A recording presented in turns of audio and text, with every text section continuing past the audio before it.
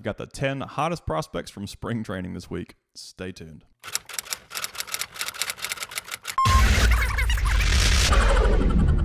What's going on, guys? Kyle here at Let's Talk Wax with week 3 of Prospect Hot Sheet, where I take a look at the hottest prospects for this given week.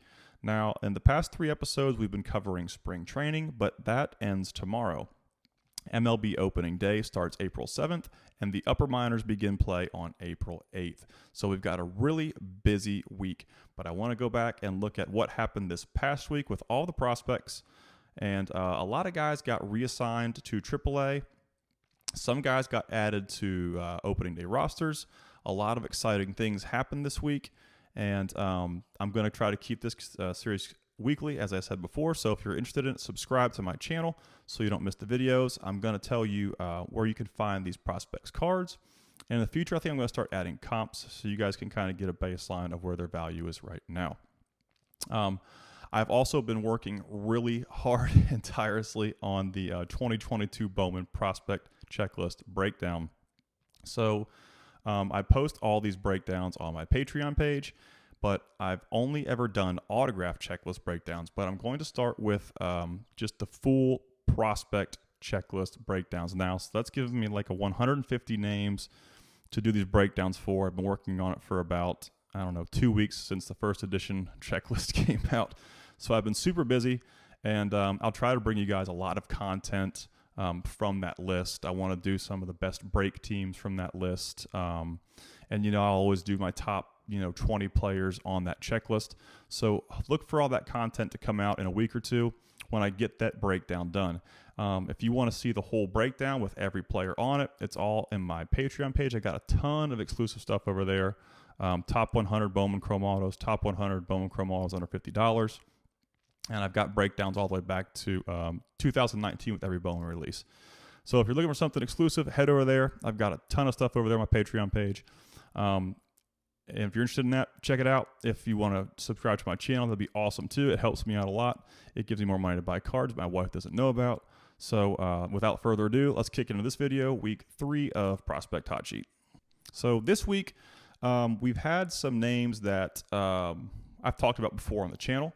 And we're going to start with our just missed guys. I did this on the last episode because I feel like, 10 guys is hard to narrow down what you want with 10 guys. So I'm going to jump into this just missed list. So we've got several guys on this list. Some guys only had a couple of at-bats. Some guys had several.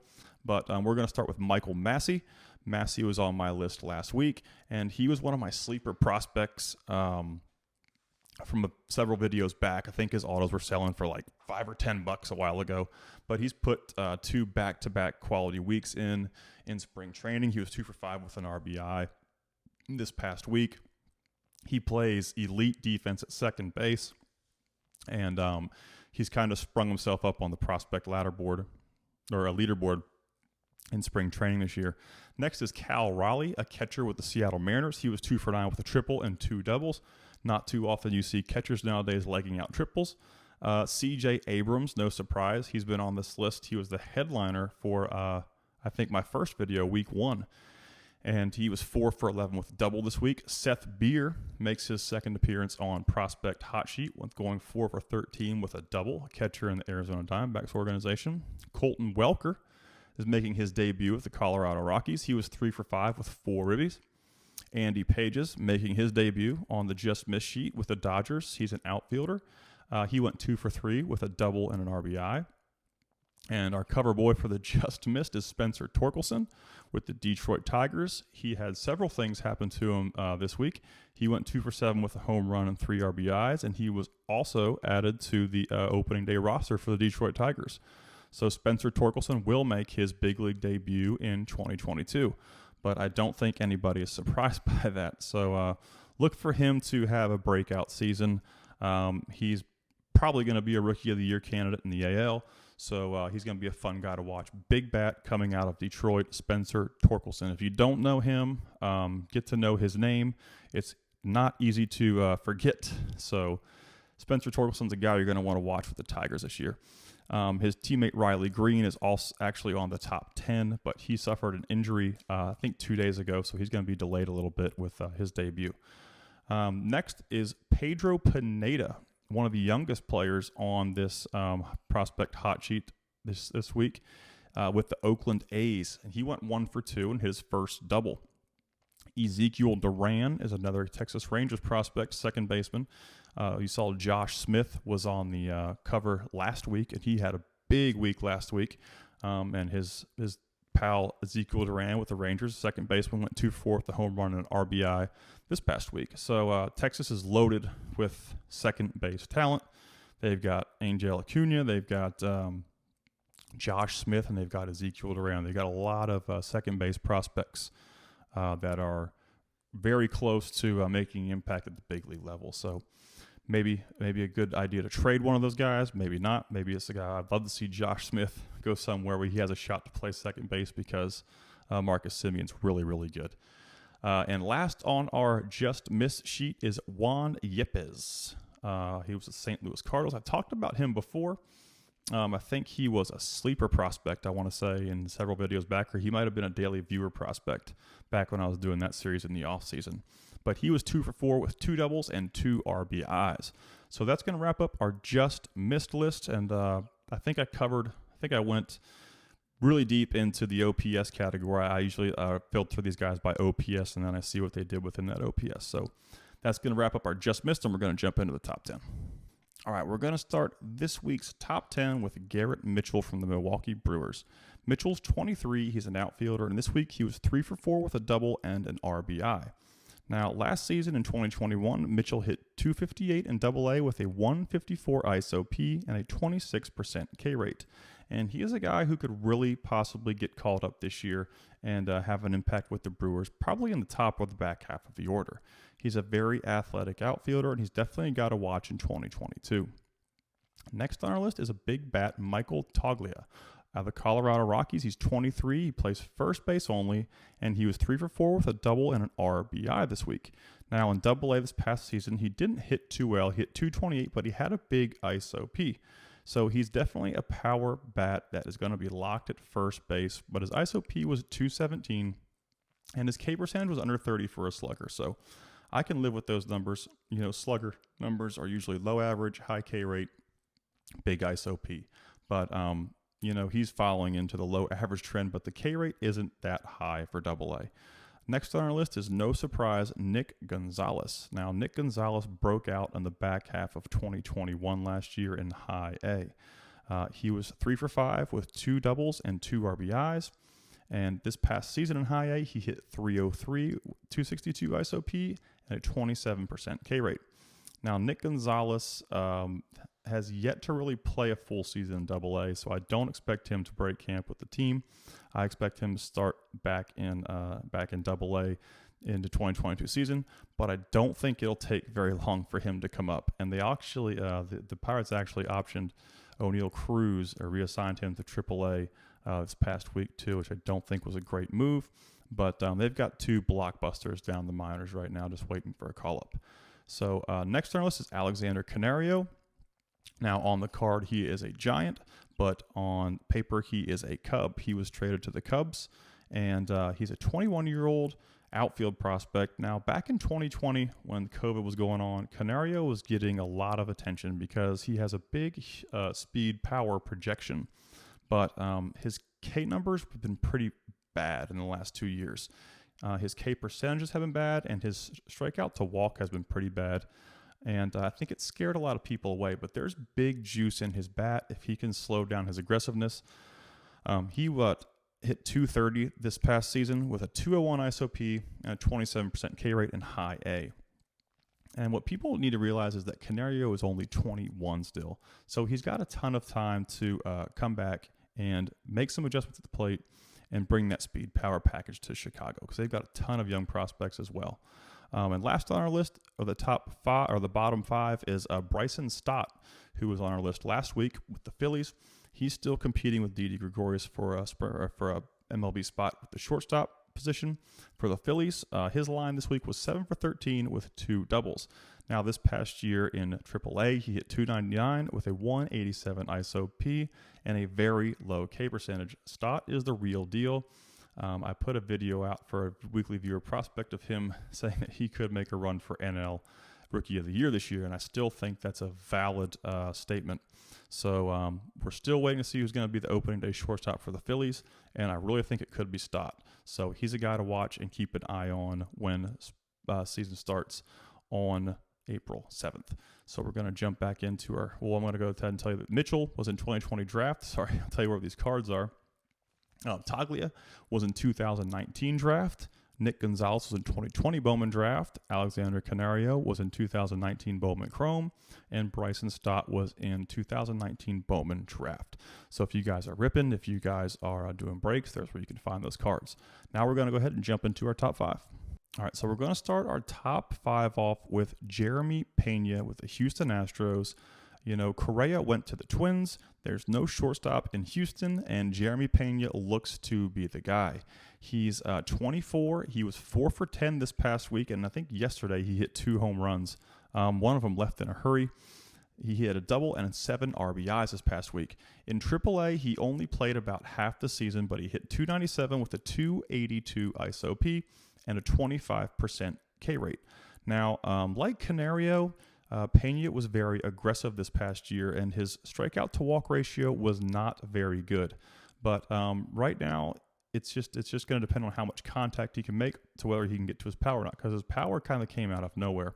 Nobody really expected Pena to be a big power bat. He's an elite defender, but nobody really expected the offensive production that we're getting out of Jeremy Pena right now. So I just looked at comps because I've actually got a bunch of Jeremy Pena stuff, and it's right around $150 for his 2020 Bowman Chrome auto right now. So Pena could be the opening day shortstop for the Astros. Next, we're going to go with Joey Bart with the San Francisco Giants. He's 25, a catcher. He was 5 for 9 this week with 2 homers and 5 RBIs. Now in AAA this year, Bart hit .294 with 178 ISOP and a 29% K rate. Now, Bart has a high K percentage, and he also has a really bad K to walk ratio over the past year. So that's something you're going to have to keep an eye on as he works his way through the upper levels. He'll either break camp on the opening day roster, or he'll probably be optioned back to AAA. And they may actually option him back just due to the fact that his strikeout numbers were pretty rough in 2021. But if he can clean those up, it'll be a quick and easy path to the big leagues for him. Next on our list is Geraldo Perdomo. And this is a guy that I have been following for about 2 years. If you go way back into like the Let's Talk Wax archives in my videos, you're going to find this really crappy video about this guy named Geraldo Perdomo with the Arizona Diamondbacks. So Perdomo started this season, and it was atrocious. I think he was very close to batting under 100. He just couldn't hit anything. He got called up early in the season. He was like 0 for 10. And it just kind of degraded from there in AA. He could not hit. So they sent him back to the spring training facility in Arizona, and they did some swing tweaks. And like the back half of his season was really good. I think he hit like .330 and a couple home runs. He plays an elite level shortstop. He's locked in at that position. And if the bat can come around, he's going to be a really big player for the Diamondbacks. So make sure you check out his back half stats from 2021. And his value plummeted at the beginning of this year. I think I actually bought some more of his stuff, but I've been following him for 2 years, and I've been rooting for him because he's been one of my sleepers for a long time. This week he was 6 for 13 with a home run, a double, and an RBI. His as you can see, his AAA average was .238. But he only had a 121 ISOP, 22K percentage in 2021. But like I said, his back half was tremendous compared to what he did in his front half. And his front half was so atrocious that it made his back half look bad on his season stats too. So check out Geraldo Perdomo. Next on our list is Riley Green, the 21-year-old Detroit Tigers outfielder who recently suffered an ankle injury and probably won't make the roster opening day. But he was 5 for 9 with 2 more dingers and 5 RBIs. Now he hit .301 with a .233 ISOP and a 27% K rate in AAA this year. It was between AA and AAA, but he finished his highest level in AAA. And he was 21. So he's one of the best young prospects. 1 and 2 this week are just 2 elite level players that are way farther advanced than anyone on this list. Riley Green and Julio Rodriguez, who's going to be our next guy. Julio could probably be put in his own category, and Riley and Torkelson probably in their own category, and then everyone else would kind of fall into play. But Julio Rodriguez is probably going to be one of the biggest bats that we've seen in a long time. And, I had a guy on my YouTube channel ask about comparing a hitter to Juan Soto, and I said, well, if Julio Rodriguez hit left-handed, he would be Juan Soto, maybe even better. But he probably has a little more pop than Juan Soto. But it's only fair that he hits right-handed because he's so good. If he hit left-handed, I don't even want to know how good he would be, and he would probably be better than Soto, maybe down the road. But that's all speculation. But he can absolutely destroy baseballs. If you look at his career stats, they are phenomenal. This year, as a 21-year-old in Double-A, he hit .347 with a .213 ISOP and a 19% K rate, and that wasn't a small sample size. If you, like I said, check out Julio Rodriguez. If you haven't heard of him, look at his career stats on Baseball Reference or Fangraphs. It's mind-blowing how good this kid is. So I think he made the opening day roster for the Seattle Mariners along with Torkelson and Bobby Witt Jr., who are two other guys that have been on my weekly videos. So you're going to get to look at Julio in action in Seattle on opening day. He'll be on the roster, and I don't think he's going to disappoint. The Mariners got Kelenic a year or two ago, and he was a really exciting prospect, and now they've got Julio Rodriguez, who's going to be just really, really good. So expect the Seattle Mariners to be a fun team to watch down the road. They've got a lot of young, exciting prospects. But that's going to wrap up our top 10. And like I said, if you guys enjoy this series, subscribe to my channel so you don't miss any of the weekly videos. I'm going to post one every week all through minor league season, so you'll never miss who's getting hot, and you'll always have a chance to buy guys early.